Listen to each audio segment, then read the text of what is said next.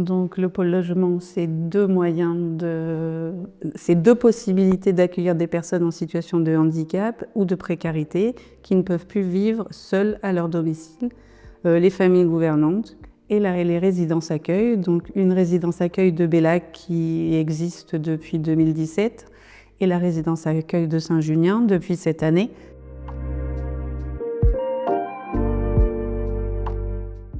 Donc, le dispositif Famille Gouvernante, c'est une colocation de personnes en situation de handicap psychique. Donc, un dispositif Famille Gouvernante comprend 2 appartements, un appartement homme, un appartement femme, et dans chaque appartement, il y a 3 personnes. Donc 3 hommes, 3 femmes composent un dispositif. Donc les personnes qui vivent aux familles gouvernantes sont des personnes en situation de handicap psychique avec une autonomie relative. C'est-à-dire que c'est des personnes qui ont besoin d'être stimulées au quotidien pour les actes de la vie quotidienne. Et donc, ça évite l'institutionnalisation, puisque s'il n'était pas là, il pourrait être en foyer de vie ou à Esquirol. Donc, le but des familles gouvernantes, c'est qu'ils soient quand même chez eux, puisqu'ils sont titulaires de leur bail. Et donc, ça permet d'avoir l'autonomie de vivre chez soi, mais en colocation grâce à l'aide des gouvernants. Donc pour intégrer le dispositif des familles gouvernantes, la personne doit présenter un handicap psychique, bénéficier d'une PCH auprès de la MDPH et disposer d'une mesure de protection à l'UDAF 87, puisque c'est l'UDAF 87 qui gère le dispositif famille gouvernante. Donc moi, je suis coordinatrice du dispositif et j'exerce également les mesures de protection de tous les colocataires du dispositif.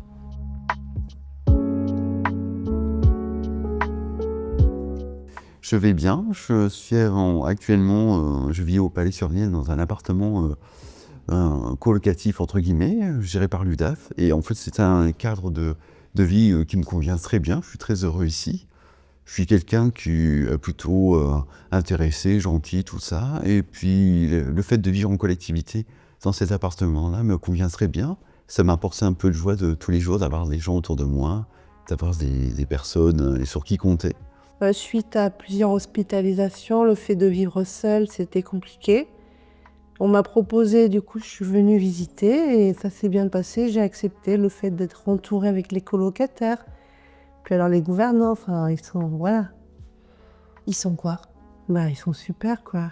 Heureusement qu'ils sont là, ça change la vie. Les familles gouvernantes, il y a des auxiliaires de vie qu'on appelle des gouvernants, qui sont présents environ 6 à 7 heures par jour. Donc, durant ces 6 heures d'accompagnement par jour, les gouvernants accompagnent les colocataires dans toutes les tâches de la vie quotidienne. Alors, je suis présente quasiment tous les jours en binôme avec ma collègue, donc on alterne nos temps de présence. Il y a actuellement 6 colocataires sur le dispositif, donc il y a un gros travail d'accueil des nouveaux arrivants, de planification, de veiller à ce que tout le monde fasse ses tâches, honore ses rendez-vous médicaux et autres. Beaucoup d'accompagnement, beaucoup de temps de parole, d'échanges, de discussions. Mais c'est essentiellement ça. Le matin, c'est surtout la vie quotidienne, l'entretien du logement, les courses, la préparation des repas.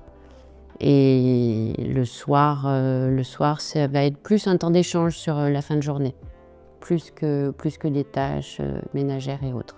Je vais pas me plaindre, je fais mes tâches et après, si j'ai pas trop de tâches, j'aide en général à la prépa du repas parce que j'adore cuisiner. C'est ici que j'ai appris à cuisiner et que j'ai pris l'envie de cuisiner.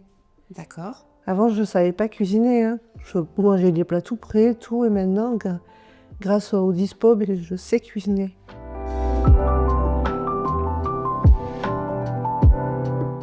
Et donc pour moi, famille gouvernante, c'est très bien. J'aime bien ce mot famille en fait. Je me sens entouré, sécurisé, tout ça bien, un peu dans ma peau. Et puis en même temps, il y a la communication, du partage. Donc pour moi, ça reste des choses qui sont très très bien.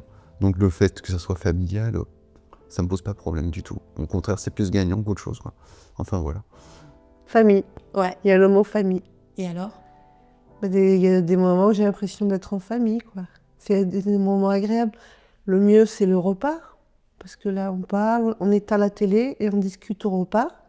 Surtout un colocataire qui vient discuter, Tristan. Mais c'est super, quoi. On s'entend bien. Moi, je demande souvent comment s'est passée la journée, par exemple, à Alexis, quand il a été au sport, l'hôpital de jour. Enfin, on s'intéresse les uns des autres. J'ai l'impression d'être avec une deuxième famille avec qui on a des bons rapports, on peut parler de tout et de rien. C'est très agréable. Même les gouvernants, hein. Une fois, je me disais tout en bas. Et puis après, petit à petit, j'ai grimpé.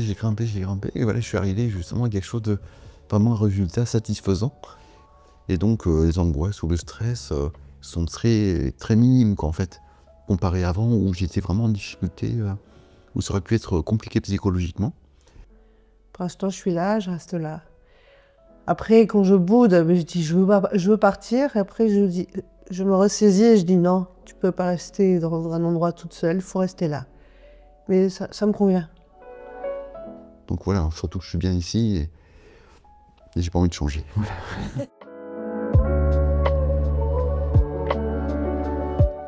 Donc la résidence accueil de Bellac, c'est une construction sur site, 20 logements sur site, dans une nouvelle résidence. Tous les appartements sont PMR. C'est 3 blocs de 5 logements et un bloc de 5 logements plus notre logement collectif qui nous permet d'accueillir tous les résidents et de faire les activités collectives. L'objectif de la résidence accueil, c'est de permettre aux personnes de se stabiliser au niveau du logement, certes, mais aussi de recouvrer des liens avec les autres, des liens avec les autres résidents, mais avec les éducateurs, les partenaires, le milieu médical, les animateurs de la résidence, nous, et puis la cité en général. Donc pour entrer en résidence accueil, il y a différents critères à prendre en compte. Le premier critère, c'est l'incapacité de vivre dans un logement autonome pour la personne. Et puis pour les résidences accueil, il y a un critère de pathologie qui est important. Il faut qu'il y ait, la personne doit souffrir d'une pathologie avérée, suivie, stabilisée au moment de la demande. Et il ne faut pas oublier la notion de précarité aussi.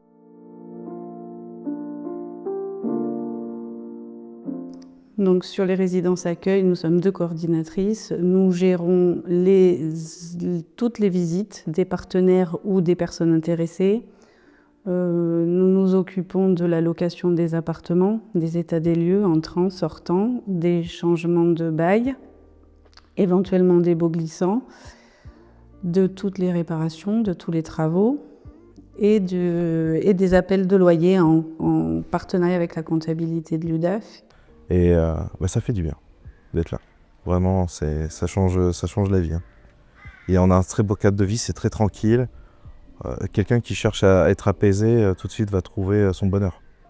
Il va trouver un certain équilibre rapidement. En fait, ça me permet de ne pas être seule, surtout parce qu'en fait, si j'avais pris un appartement lambda en ville tout seul, j'aurais fini par vite me sentir seule justement. Et ce que j'aime là, ce que ça m'apporte, c'est qu'en fait on a nos propres appartements, mais malgré ça, on a quand même des visites à domicile. Si on va pas bien, on peut venir ici, on peut téléphoner aux animateurs. Donc en fait, on est autonome, mais on n'est jamais vraiment seul. Parce que même les week-ends, si les animateurs sont pas là, on a quand même 19 autres résidents autour de soi et on se connaît tous entre nous. Donc c'est un côté rassurant aussi. Et nos appartements en plus ici sont super beaux et ils sont tout neufs. On n'est pas à plaindre, franchement, on a des douches italiennes, les salles de bain sont grandes, elles sont super belles, on a des terrasses chacun de 12 mètres carrés. Enfin, je trouve qu'on n'est pas à plaindre. Une journée type. On commence tôt, on se voit entre nous, il y a une belle cohésion, donc on boit le café chez les uns, chez les autres, ce qui peut arriver souvent d'ailleurs. Si c'est pas chez les uns, chez les autres, c'est directement à la résidence accueil. Et en attendant même que les animateurs arrivent, et on les accueille tranquillement. Et puis les journées, c'est lambda, on se voit entre nous, on fait des activités ici, c'est tranquille quoi. Alors mes missions, ça va être d'accompagner au quotidien des personnes qui ont des pathologies psy dans leur vie quotidienne, c'est-à-dire dans leurs appartements et voilà, dans toutes les tâches que peut nécessiter le fait de vivre dans un appartement en toute autonomie. Et aussi et surtout, c'est créer une dynamique et entretenir une dynamique sur un collectif. Donc mettre en place des activités collectives, que en règle générale, ça se traduit par des visites à domicile où on va passer chez la personne qui nous accueille et on va parler un peu des thématiques qui lui semblent et qui nous semblent aussi importantes. Donc ça peut être l'emploi, ça peut être l'entretien du logement. C'est souvent aussi, ça gravite autour de la santé, de la prise de rendez-vous avec les différents soignants, de s'assurer que tout se passe bien, avec les passages infirmiers, etc. Des rendez-vous réguliers avec par exemple les animateurs et on parle de ce qui nous pose problème, de comment on peut régler ces problèmes et ils sont généralement de bons conseils. Alors, ils nous aident psychologiquement si on a besoin, ils peuvent nous aider pour des rendez-vous, pour des appels téléphoniques également, pour des courses, pour faire des sorties. Éviter de se sentir seul, isolé. Et ils nous aident beaucoup pour ça.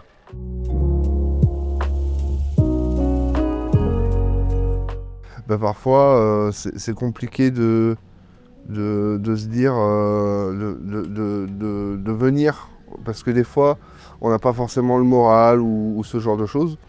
Et c'est vrai que venir à la résidence, ça donne beaucoup de choses, mais c'est des fois aussi difficile de se dire, faut que j'y aille. Les difficultés qu'on peut rencontrer dans l'accompagnement, après c'est inhérent aussi au public et à la profession, c'est que les gens ont des moments où ils vont bien et il y a des moments aussi où ils vont moins bien.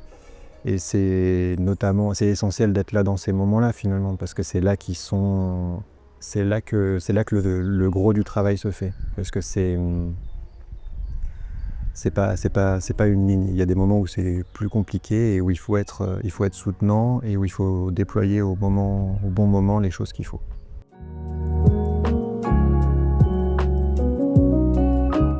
Cette aide qu'on a au quotidien nous permet de ne pas être hospitalisé régulièrement et d'être de mieux en mieux. Je me sens de mieux en mieux. Je me sens de mieux en mieux avec toutes ces activités.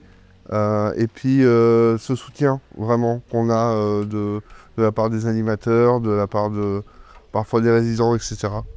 Alors s'il faut donner une belle réussite qui a eu lieu sur la résidence accueil, je pense que de manière générale, je suis assez content de ce à quoi ressemble la résidence aujourd'hui, maintenant, enfin même de manière générale, que ce soit, je sais qu'on est parti aussi on a eu quelques difficultés parce qu'une fois que le collectif s'est réuni au même endroit, c'est une dynamique de groupe qui est complètement différente à construire.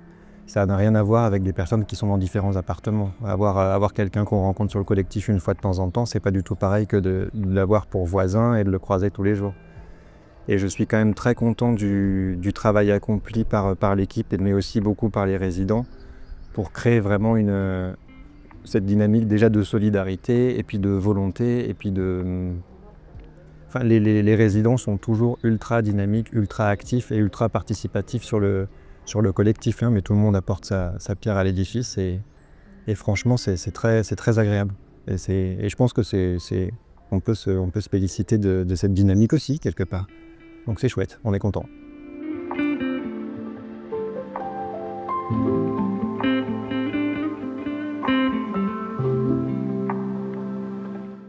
Je souffre de troubles psy, entre autres.